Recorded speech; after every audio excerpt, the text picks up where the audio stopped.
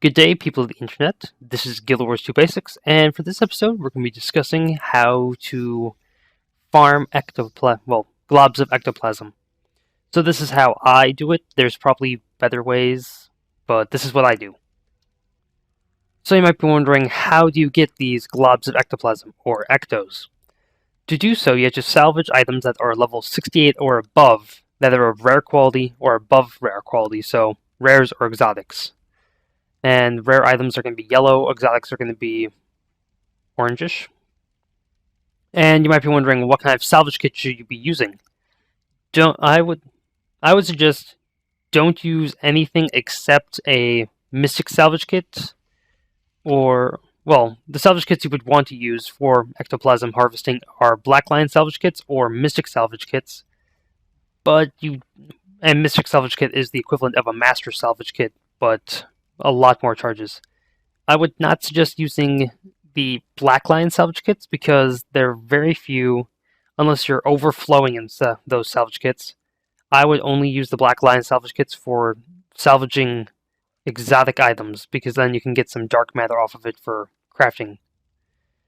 So how do you make these mystic salvage kits? I briefly talk about it in the salvage kit episode, but what you need is a fine, journeyman, and master's salvage kit, as well as 3 mystic forge stones. Head over to the mystic forge, plop them in, and now you have a mystic salvage kit with 250 uses on it. So the way I do the salvaging of rare items is, when I get the rare item, I'll usually check how much goes on the trading post. And if it's above the price of ectoplasm, which currently ectoplasm is at about 31 gold, it kind of idles there. Not 31 gold, 31 silver. So when I'm selling these items, I'm going to look at it. If I can sell the item for more than what ectoplasm is worth, I'll sell it. If I can't, I will just salvage it with a mystic salvage kit, and then I can sell the rune or sigil that comes with it. But for certain rare items, for most rare items, I know automatically if I should check or not. Like this staff, I don't need to even check it. I know it's not going to be worth that much. But this Shaman's Norn Scepter of Air, this is a more unique skin, so it's probably going to be worth more. So I'll just check. And no.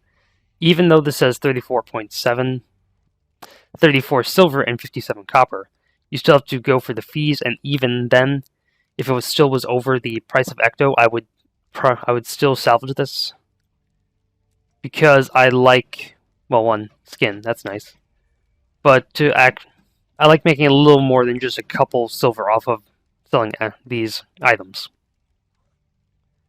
So going into this, there's many different ways to gather the ectoplasm, but mainly this is going to be an episode of how to farm rare items, because that's how we're going to get our Ecto efficiently without needing to bother with exotics. So there are world bosses, dungeons/fractals, guild missions, the silver wastes, and using the mystic forge. Those are the ways I use to actually get my rare items to salvage. So I'm going to start off here with the forge. So this is something one of my friends got me into recently, is taking a bunch of green items and throwing them into the forge and hoping you get stuff. Now, I do take all of these, but if they have a unique skin, usually means they are worth a little more. So I will check these before I forge them. But if they're worth a little more in the trading post, I'll sell them here. But if not, I'll just salvage them. All of these I'm going to salvage. So you throw them in, and we forge it, and we keep on forging until we get a rare item. Like that. We got a rare item. And it's a pistol, so it should be automatically salvaged. It will automatically be salvaged. It's below the price of Ecto. And we just keep on forging. Keep calm and forge on. Nope. Got a skin and a spear. Spear guns are a little iffy. Yep, that actually gets you a profit, so sell. And I have a couple spare green items left, so what I do is I just store it in my bank for whenever my next character comes by to toss stuff into the forge. Okay, while we're here in Lion's Arch, we're going to head over to one part of farming. Dungeons and fractals. So initially, just going through these dungeons and fractals, you'll probably get a rare drop. But another thing you can do is save up your tokens. Save up your tokens as you farm the dungeons, and then you can spend them at these vendors. Yep, wrong one. And actually buy this cheap armor, and then you can sell it, and then you can salvage it. There's a similar thing you can do with exotic armor, where you can salvage it with a black line salvage kit, and then you hope you get the inscriptions and insignias off of it to sell, as well as you can get dark matter, ecto, and raw materials. But we're going to go for the light hood here because it's one of the cheapest, and it can give us silks and cloth that we need for crafting, as well as you can sell it. So I'm going to buy a bunch of these, and we'll see what we get. So right there, we just got from 1, 2, 3. What was it? 6 or 7 hoods. I just got 9 ecto and some silk, and I can either sell it or just deposit it and use it later for crafting. I probably should mention, Ectoplasm is used for crafting ascended and exotic materials. So once you hit level 400 in your crafting discipline, it will automatically, well, you'll start using Ectoplasm, so I can't show you on this character, but it's used for making ascended materials as well as certain inscriptions and insignias and various other things for making level 80 exotic items. So another way to farm is going to world bosses. And this is where you hop on the world boss train, you just go around to each world boss, killing it, and you'll get at minimum 2 rare items each day. You'll get one as a bonus chest, and then you'll probably get one from the loot. So this means to get the most out of the world boss farm, you have to go there once a day, like one set a day.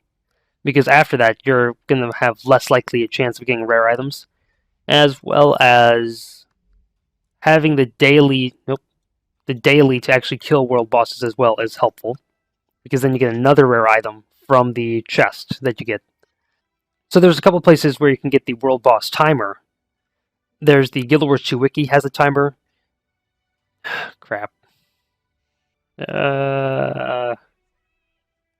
Dulfy.net has a timer, and Matsuda.ninja also has a world boss timer. So I'll link these in the description, and then you can.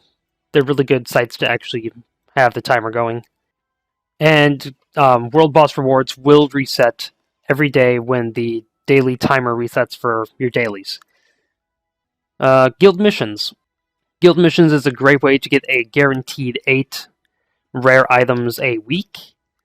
And yes, I said week. You should not be expecting a bunch of items from the guild missions. It's just a nice thing that's just like, you have guaranteed 8 items there once a week. And the last one that I do is the Silver Wastes.